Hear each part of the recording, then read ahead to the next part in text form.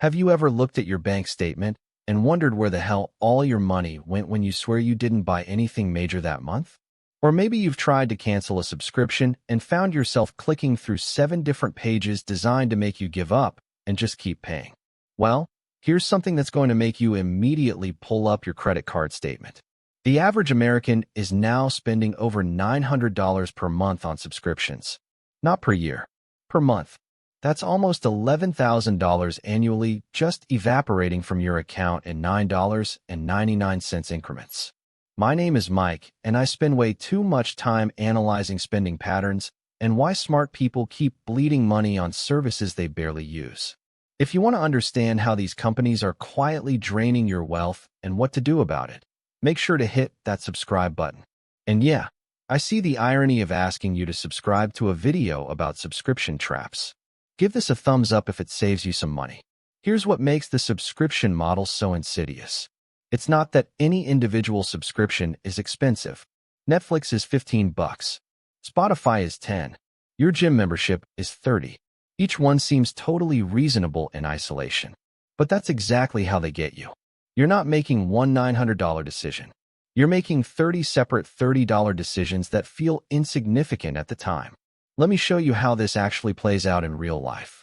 You sign up for a streaming service to watch one specific show. Just for a month, you tell yourself. Then you forget to cancel it.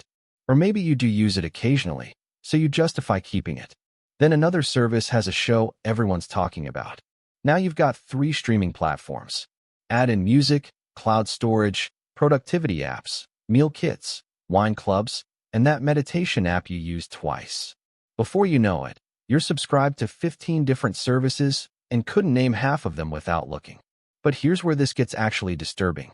These companies have spent millions of dollars studying human psychology to make it as difficult as possible for you to cancel. They've optimized every part of the process to keep you paying. The sign-up takes 30 seconds with one click. The cancellation requires you to log in, navigate through multiple menus, answer survey questions about why you're leaving, and then they hit you with a discount offer to stay. Some companies make you call during business hours and talk to a retention specialist whose entire job is convincing you not to cancel. This isn't an accident. This is a business model built on customer inertia. They know that most people who want to cancel won't actually follow through if you make it annoying enough. They've calculated that they'll make more money from people who give up halfway through canceling than they'll lose from people who get angry about the process. Your frustration is literally built into their profit margins. Let's talk about the real cost of this subscription creep. That $900 per month in subscriptions equals $10,800 per year. Now, most people hear that number and think, okay, that's a lot, but I'm using these services. But you're not thinking about the opportunity cost. If you cut that in half and invested $450 per month instead, in 20 years at 8% returns, you'd have over $265,000. In 30 years, that's nearly $680,000. Think about that for a second. The difference between keeping all your subscriptions and cutting just half of them is literally the difference between retiring comfortably or working into your 70s. And we're not talking about giving up everything and living like a monk. We're talking about cutting the subscriptions you barely use anyway. Here's something that should genuinely terrify you. Most subscription services are designed with a specific psychological trick called the pain of paying reduction. When you swipe your card for a $50 purchase, you feel that transaction. There's a psychological sting. But when that $9.99 automatically comes out of your account, you don't feel anything. It's invisible. This is why subscriptions are so dangerous compared to one-time purchases. Your brain doesn't register the ongoing cost the same way, and companies know this. They've moved everything to subscription models because they can extract way more money from you over time than they could with one-time purchases. Adobe used to sell Photoshop for $600 as a one-time purchase. Now it's $55 per month. If you use it for 3 years, you've paid almost $2,000 for software you used to own for $600. And you don't own anything. Stop paying, and you lose access completely. This shift is happening across every industry. Software, entertainment, food, fitness, even cars now have subscription features. BMW literally tried to charge a monthly subscription for heated seats that are already installed in your car. Think about how insane that is. You bought the car with the hardware, but they want to charge you monthly to activate it. Let me break down the most common subscription categories and where people are losing the most money. Streaming services are the obvious one. The average household now subscribes to 4 different platforms. That's $50 to $70 per month right there. But here's the thing, you're probably only actively watching 1 or 2 at any given time.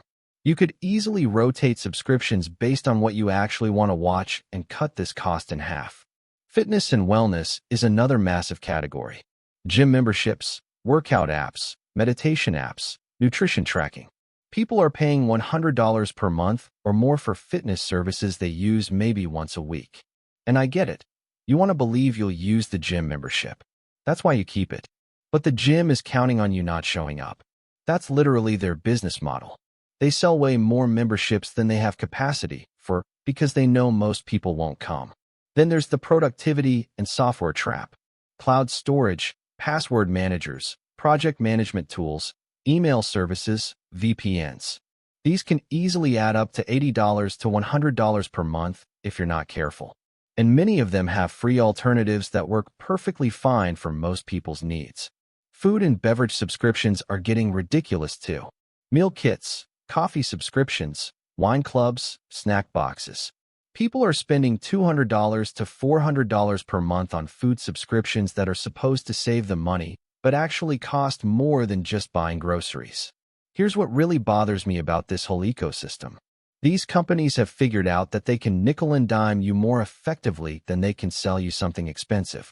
They'd rather have you paying $20 per month forever than charge you $500 once. Because they know that $500 purchase requires a decision. You'll think about it. You'll compare alternatives.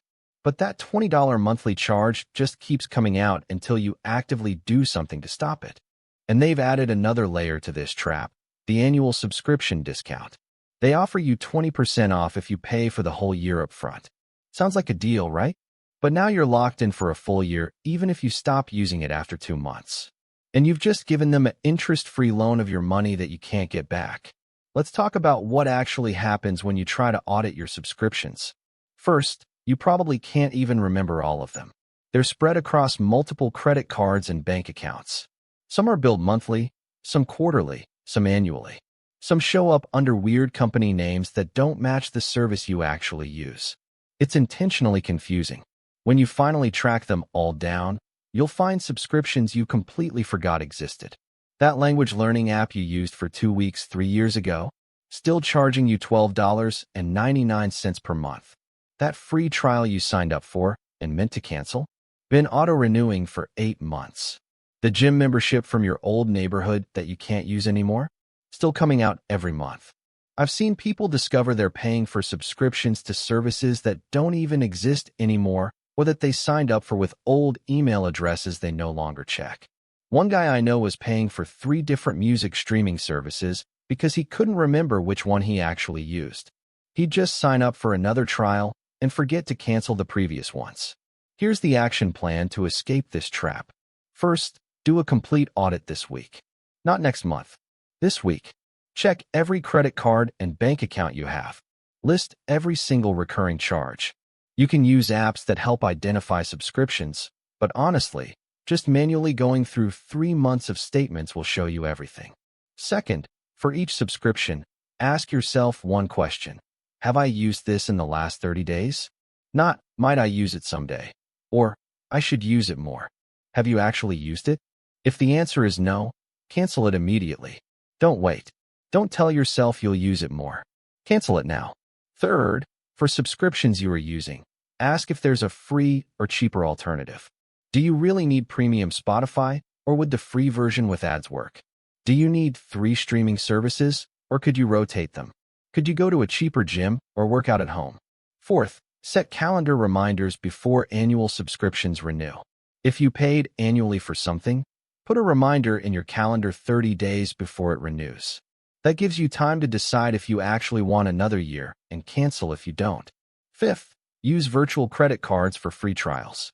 Many banks and services like Privacy.com let you create temporary card numbers. Sign up for the free trial with that, and when the trial ends, the charge gets declined automatically. You don't have to remember to cancel. Here's what happens when you actually do this. Most people find they can cut 40% to 50% of their subscriptions without impacting their life at all. They were paying for stuff they literally forgot existed. That's $400 to $500 per month back in your pocket immediately. But beyond the immediate savings, something psychological shifts. You become aware of the subscription creep. You start noticing when companies are trying to trap you in recurring billing. You get more selective about what you commit to, and that awareness alone will save you thousands over time. The subscription model isn't going anywhere. If anything, it's expanding, but you don't have to be a victim of it. You can use subscriptions strategically for things that genuinely add value to your life, while avoiding the trap of accumulating services you don't need. The companies offering these subscriptions are counting on your inaction. They're betting that you won't bother to cancel even when you stop using their service. They're designed to be forgettable until you need them and annoying to cancel when you don't. But once you see the system for what it is, you can't unsee it. Your financial future isn't destroyed by one big mistake. It's eroded by dozens of small recurring charges that you stopped paying attention to years ago. Every subscription you cancel is money you can redirect towards something that actually builds wealth instead of just creating convenience. So here's your homework. Pull up your bank statements right now. Today, find those recurring charges and start canceling the ones you don't need. I guarantee you'll find at least 3 subscriptions you forgot about.